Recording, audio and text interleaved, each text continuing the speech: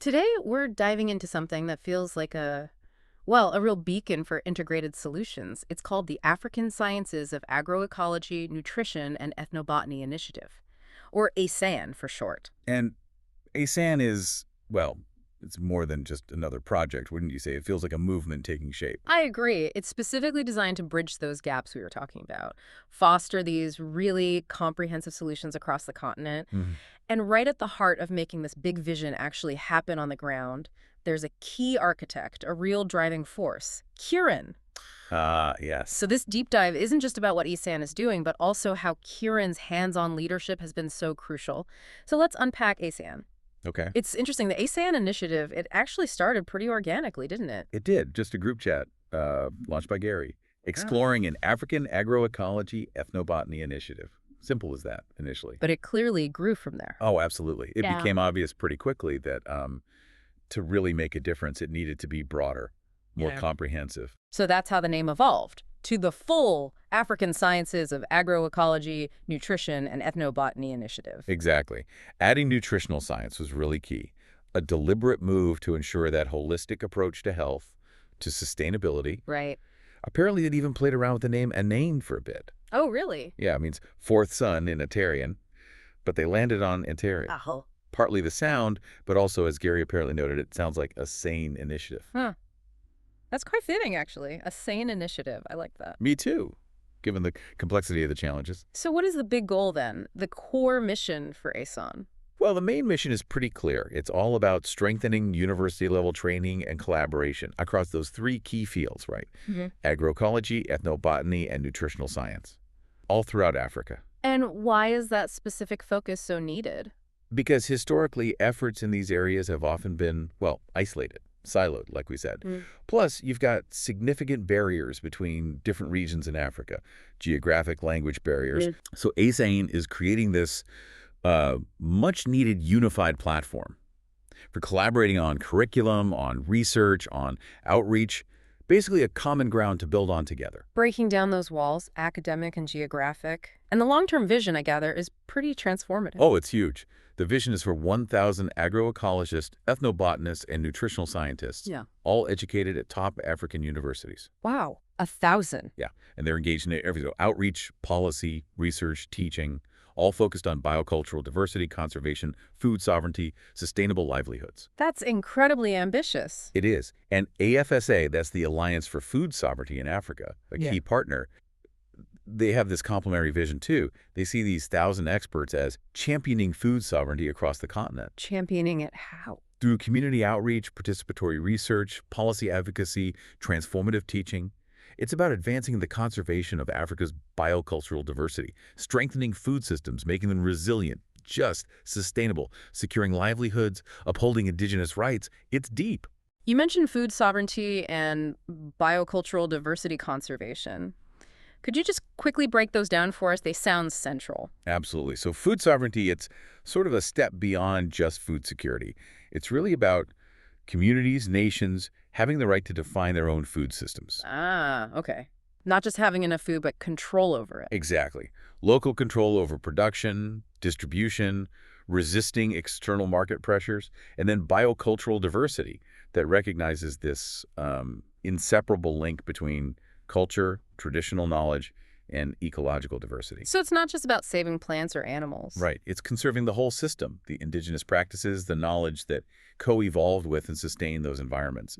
ASANE wants to embed these ideas right into academia and practice. That makes sense. And the scope is massive Pan-African, covering 50 out of 54 countries. That's the aim, yeah, a huge reach. So who are they primarily working with? Who are the main actors? The core group is about 20, 30 faculty members from African universities, people already coordinating or teaching programs in these fields. Okay. But it broadens out to researchers, outreach specialists too, especially trying to include people from countries that are often underrepresented. And the institutional backing, you mentioned AFSA. Yes, AFSA is the main coordinating partner, and they're seriously committed. You know, they have a substantial operating budget, around $5 million USD annually. That kind of backing really gives ASANE potential. Longevity. That's significant. Definitely. And other key supporters include the Global Diversity Foundation, GDF, and also the Royal Botanic Gardens, Kew. Okay, so strong partnerships. What about funding this whole thing? Well, it kicked off with an initial discretionary grant from the Oak Foundation, $20,000. A starting point. Exactly.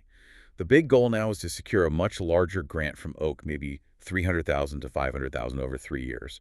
There's even talk of potentially another $100,000 in 2026. Ambitious. And they're also targeting the Darwin Initiative. So, yeah, building that sustainable funding base is clearly a major focus. Right. So ASANE's vision is clear, the partnerships are there, funding is developing, but like any grand plan, execution is where it gets tricky, right? Right. Especially something this big, this spread out. Absolutely. And that seems to be where Keiron's input was critical right from the start. Yeah, the sources really highlight his strategic thinking early on. He proposed key initial online sessions that really set the direction. Things like overview agroecology, ethnobotany, and nutritional science integration. Foundational stuff. And also mapping existing academic programs and research initiatives. That makes perfect sense. Mm. Those sessions ensured they weren't just jumping in blindly. It provided a roadmap, right? Understand the landscape, figure out how to integrate these different fields properly from day one. It shows that strategic foresight, doesn't it? Seeing the big picture, but also the necessary first steps for a project this complex. Definitely. But it wasn't just strategy. The sources paint a picture of him becoming the operational backbone, handling incredibly complex logistics. For the Acro launch event specifically and everything that followed. Yeah. His hands-on role seems immense. Preparing critical documents, getting participant lists ready for the Oak Foundation. Gary apparently called them excellent and ready to go. High praise. It suggests real attention to detail. He basically orchestrated the whole participant side of things, How so? reaching out to everyone, confirming who could attend the in-person meeting, the online sessions, managing invitations across different categories, different languages, handling flight estimates, coordinating schedules so people arrived at good times, people coming from all over Africa, remember? And then sorting out accommodation, airport transfers with the local host in Accra, Professor Omenka. That is a huge amount of coordination. Managing those details across borders, time zones, that's a serious skill. It really is. Precision in international project management like that is pretty rare. And his communication skills were highlighted too. Yeah, Gary apparently called his invitation email for the first online session spot on. Even called Keiron a natural at convening. A natural facilitator. Seems so. Which is interesting because Keiron apparently even said something like, I'm used to being a presenter rather than a facilitator, lol. Huh. So he stepped up. Exactly. And adapted brilliantly, it seems. Gary's feedback was strong. Great job convening. That tells you a lot about his leadership potential, engaging diverse groups, stepping into roles comfortably. And it wasn't just formal emails, right? No, that's key. Okay. He was using personalized WhatsApp messages for confirmations, making sure French invites went to Francophone participants. That shows real cross-cultural awareness, that commitment to making everyone feel included. That adaptability must have been crucial during the Accra launch itself. I understand there were some real on-the-ground challenges. Oh, yeah. The kind of things that can totally derail an event, Yeah. Internet outages, power cuts. Yeah. You had to deal with all that. Plus, arranging food, sorting out SIM card problems so people could actually connect. Wow. Thinking on his feet. Absolutely. And there was this one instance, apparently a recording for a session failed, which is a nightmare, right? Oh, no. All that content potentially lost. Exactly. But Keiron just stepped right in, took the transcript, the chat log, and drafted a comprehensive report from it himself. Resourceful. Incredibly. Shows that commitment to not losing momentum, preserving the knowledge shared. He also took the lead, compiling lists of academic programs from the discussions, just making sure nothing fell through the cracks. That's more than just management. That's real ownership and problem solving under pressure. Definitely. And beyond the logistics and troubleshooting, he was actively building the network, too, How is he doing that? by reaching out, inviting key people, like Professor Anna Lordy, a former colleague, to bring in more nutritionist expertise, connecting with other resource people, strategically expanding the ASANE community. Okay, so Keiron's role was clearly instrumental in getting ASANE off the ground and running smoothly. What does this mean for the initiative's broader impact? How is it actually changing things? Well, it's having a direct effect on universities. That focus on strengthening the curriculum in agroecology, ethnobotany, nutrition, it's leading to concrete actions. Like what? Like setting up dedicated curriculum committees, doing proper needs assessments, running workshops for faculty, making sure the programs are strong, integrated, and really relevant for Africa. And how does that university-level work connect to bigger goals, like food security, conservation? It connects directly. By breaking down those academic silos, ASANE helps ensure these critical areas are tackled together effectively. It empowers local institutions to address local needs, promoting food sovereignty, health sovereignty, conserving that vital biocultural diversity we talked about. Is joining the dots. Exactly. And it's not just about content, it's about connection too. There's a big emphasis on mobility, collaboration. Between universities. Yeah, faculty and students. Hmm. Things like e-campuses, mentorship platforms, exchange programs are being developed. The idea is to build a more cohesive academic community across the continent. So better curricula, better connections. What are the concrete goals there? They're focused on things like curriculum design and content creation, student recruitment across borders, and crucially, resource mobilization, sharing staff, finding funds, improving infrastructure, facilities, getting scholarships, building that whole intellectual ecosystem. And it reaches beyond academia too, right? This isn't just happening in lecture halls. No, definitely not. ASANE's very committed to being a multi-stakeholder initiative, linking the academic work with extension services, policy efforts, various community groups. How do they maintain that connection? Those continuous weekly ASANE Zoom webinars are a great example. They consistently pull in people from over 29 countries.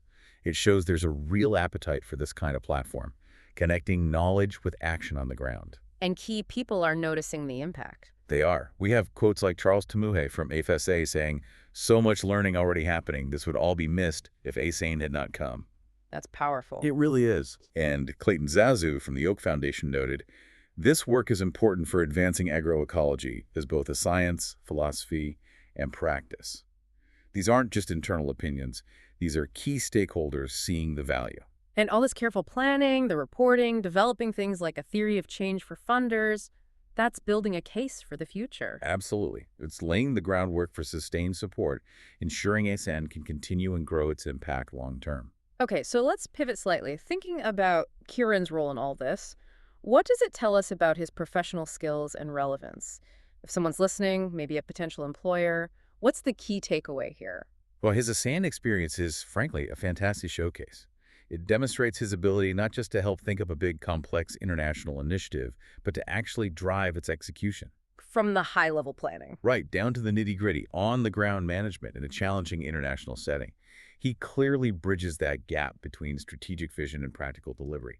That combination is gold. And the leadership aspect seems really strong, even stepping up unexpectedly. Absolutely. That natural facilitation, guiding diverse groups of senior academics, adapting under pressure while keeping things moving forward, it speaks volumes about his leadership capacity. He doesn't just manage tasks. He leads people and gets results, even when things get tough. The cross-cultural element also seems huge, especially for global roles. Paramount.